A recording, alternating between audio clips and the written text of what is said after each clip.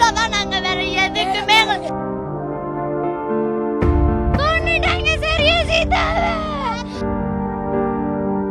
நர்சிங்னா ஒரு மாதிரி, டாக்டர்ஸ் ஒரு மாதிரி, டெக்னீஷியன் ஒரு மாதிரி பாப்பாங்களா? நைட்டு பிள்ளைங்களை யாரையும் பார்க்க விடல. டியூட்டிக்கு ஆள் இல்ல அப்படின்னா நர்சிங் ஸ்டூடெண்ட் போடுங்கன்னு சொல்றாங்க. ஆனா அன்னைக்கு அந்த டியூட்டிக்கு ஆள் போட்டும் எங்க யாரையும் பார்க்க விடல. ஏன் விடல? எங்களை ஏன் விடல பார்க்க விடல? நாங்க படிக்கிற பிள்ளைங்க தானே. மத்த நாள் நாங்க போஸ்டிங் ஆள் எங்களை கேக்குறாங்களே ஏன் நைட்டு விடல அப்படிங்கிறது தெரியாம என்ன பண்ணாங்க? ஃபர்ஸ்ட் ஹார்ட் ப்ராப்ளம் இப்ப சொல்றாங்க. ஒரு அனஸ்தீசியா, ஜெனரல் அனஸ்தீசியா மட்டும் தான் கொடுத்தாங்க. இப்ப ஃபர்ஸ்ட் கார்டியோ மையோபதி ஹார்ட்ல ப்ராப்ளம் சொன்னாங்க. அப்புறம் ஸ்ட்ரெஸ்னாங்க. இப்ப சூசைட்ன்றாங்க. அவ சூசைட் பண்ற ஆளா? இப்ப அவருக்கு என்ன ஆச்சுன்னு தெரியல. அப்படி சூசைட் அப்படினா இது சூசைட்னா 4 நாளைக்கு முன்னாடி அட்மிஷன் ஆயிருக்கா சார். அப்ப எப்படி சார் சூசைட்னு சொல்லுவாங்க? போய் கேட்டதுக்கு யாருமே உள்ளார விடல. ஓட்டில வச்சு பண்ண வேண்டிய ப்ரொசீஜரை வார்ட்ல வச்சு பண்ணிருக்காங்க. அவ்வளோ ப்ளீடிங், அவ்வளோ பிளட் சார். ஒரு இன்ஃபார்ம் கிடையாது. கன்சர்ன் வாங்கல ப்ராப்பரா. என்ன நீ எக்ஸ்பிளைன் பண்ணல. ஒரு எக்ஸ்பிளைன் கிடையாது, ஒரு கன்சர்ன் கிடையாது. ஸ்டூடெண்ட் யாரையும் போட கிடையாது. சென்ட்ரல் லைனை மாத்தி இங்க போட்டிருக்காங்க. பேக்குள்ள வச்சு சர்ஜரி பண்ணிருக்காங்க. எப்படி சார் பண்ணுவாங்க? லைன் போட்டா கூட கன்சர்ன் சொல்லணும். ஆனா யாருமே இன்ன வரைக்கும் கொன்னுட்டாங்க சார். அவளுக்கு கார்டியக் ப்ராப்ளம் ஒண்ணு கூட கிடையாது. ஆபரேஷன் தியேட்டர்ல ஒரு ஓடி சிலிண்டர் கூட இல்ல. சிலிண்டர் இருக்கலாம். ஆபரேஷன் தியேட்டர்ல ஓடி சிலிண்டர் இல்லாம எப்படி இருக்கலாம்? 1.5 மணி நேரம் ஓடிக்கு என்ன பண்ணாங்க? ஓடி சிலிண்டர் இல்லாம 1.5 மணி நேரம் ஓடி என்ன பண்ணாங்க? கூட பண்ணல சார். ப்ரொசீஜர் பண்றதுக்கு முன்னாடியே சிபிஆர் கொடுத்திருக்காங்க. சிபிஆர் கொடுக்கும்போது எங்க பிள்ளைங்க யாருமே உள்ளார இல்ல. யாருமே உள்ளார இல்ல. விடல. வெறும் பிஜி சிஆர்ஆர் அசிஸ்டன்ட் 3 பேர் இருந்தாங்க. ஸ்டாஃப் கூட விடல. யாரையும் ஸ்டாஃப் கேட்டதுக்கு சொல்றாங்க சார். இங்க உள்ள ஸ்டாஃப் சொல்றாங்க ஸ்டூடெண்ட் ஓட்டிக்குள்ள போனாங்களான்னு கேக்குறாங்க. அப்ப ஸ்டூடெண்ட் பார்த்தா எப்படி சார் இருக்கு? ஒரு க்ளீன் பண்றது, துடைக்கிறது மட்டுமே எங்க வேலை. இங்க ஒரு சம்பளம் இல்லாத வேலைக்காரங்க அவ்வளவுதான். நாங்க வேற எதுக்குமே இன்ன வரைக்கும் ஒரு டீன் எங்கள்ட்ட எதுவுமே வந்து ஆறுதல் கூட சொல்லல சார். ஓடி போனாலும் மாத்திரை போட்டாலும் அசிங்கப்படுத்த வருவாங்க. ஆனா இப்ப இன்னும் ஒரு ஆறுதல் சொல்ல கூட வரல சார் யாருமே. அதான் சார் ரொம்ப கஷ்டம். அவ்வளவு கேவலமா போயிட்டோமா? நாங்களும் இந்த காலேஜ்ல தானே படிக்கிறோம். நாங்களும் ஒரு ஸ்டூடெண்ட் தானே. அப்ப நாங்க ஒரு நர்சிங்னா ஒரு மாதிரி, டாக்டர்ஸ் ஒரு மாதிரி, டெக்னீஷியன் ஒரு மாதிரி பாப்பாங்களா? நடக்குமா சார்? நர்சிங் இல்லாம ஹாஸ்பிடல் நடக்குமா? ஆபரேஷன் பண்றதுக்கு அட்மிஷன் போட்டது. ஆபரேஷன் பண்றதுக்கு அட்மிஷன் போட்டது. அந்த பாப்பா வந்து இங்கதான் வேலை பார்க்குது. இது தேர்ட் இயர், 3வது வருஷம் படிக்குது. மூக்குல கட்டி இருக்குன்னு அட்மிஷன் போட்டது.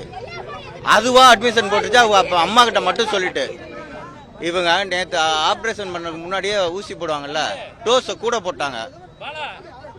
இதய துடிப்பு கம்மியாயிருச்சு. நேற்றே போயிருச்சா என்னங்கிறது எங்களுக்கு தெரியல. யாருமே ஸ்டூடெண்ட்டையும் விடல, பேரண்ட்ஸையும் விடல. ஒன்று ஸ்டூடெண்டை விட்டுருக்கணும், இல்லைன்னா பேரண்ட்ஸை விட்டுருக்கணும். யாராவது காமிச்சிருக்கணும்ல. 4 மணிக்கு மேல மதுரையில இருந்து இந்த இதெல்லாம் கொண்டு வர்றாங்க. அதுக்கப்புறம் தான் ஆப்ரேஷன் சொன்னாங்க. எங்கள்கிட்ட எந்த இதுவுமே கேட்கல. அந்த பிள்ளைக்கு வந்து ஆப்ரேஷன் பண்ண போறோம், கையெழுத்து போடுங்கன்னா அப்பா அம்மாலையும் கூப்பிட்டதுக்கு அப்புறம் தான் உள்ள கூட்டி போறாங்க. அதுவரை யாருமே உள்ள கூப்பிடல. டாக்டர் சொல்லியிருக்காரு இவங்கள்ட்ட அவர் நல்லா எடுத்துக்க. அவர்கிட்ட சொல்லியிருக்காங்க நடந்து போச்சு, நீங்க தெரியாம யாருக்கும் இது பண்ணாம தூக்கிட்டு போயிருங்க அப்படின்னு எங்களுக்கு சந்தேகம் வந்துருச்சு. அப்புறம் இந்த பிள்ளைங்க வந்து ஆப்ரேஷன் மூக்குல தான் ஆப்ரேஷன் பண்ண போனது. மூக்குல இங்கெல்லாம் கிழிச்சு சுத்தமா இது பண்ணிட்டாங்க. ஆப்ரேஷன் பண்ணக்கூடிய இடத்துக்கும் இதுக்கும் சம்பந்தமே இல்லை. அந்த பிள்ளைங்க சொல்லிதான் எங்களுக்கே தெரியும்.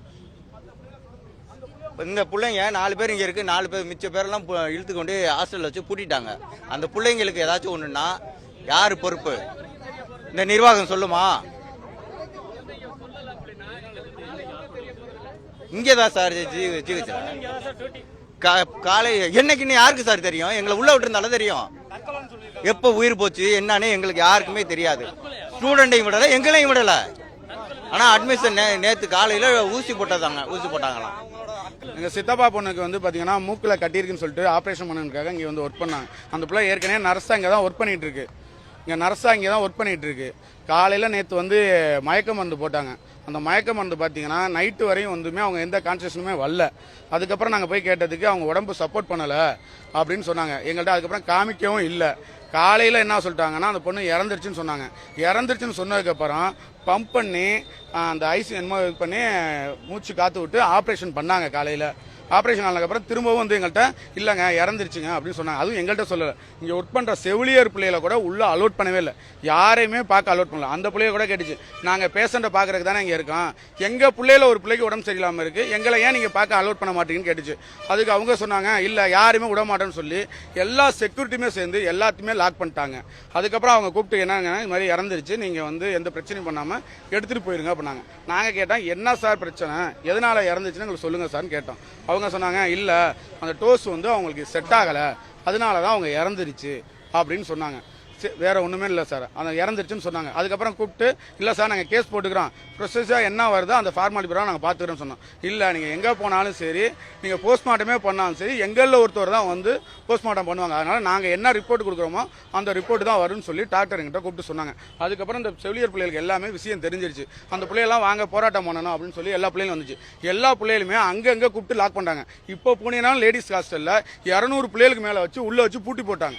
இங்கே இருக்கிற 5-6 பிள்ளைகளையும் கூப்பிட்டு உங்களுக்கு மார்க்கை குறைச்சிருவோம், உங்கள் ஃபெயில் ஆக்கிடுவோம், எல்லாமே நீங்கள் பிரச்சனை பண்ணாமல் உள்ளே போங்கன்னு சொல்லி எல்லாத்தையும் மிரட்டிட்டு இருக்காங்க சார். எங்களுக்கு நியாயம் வேணும்.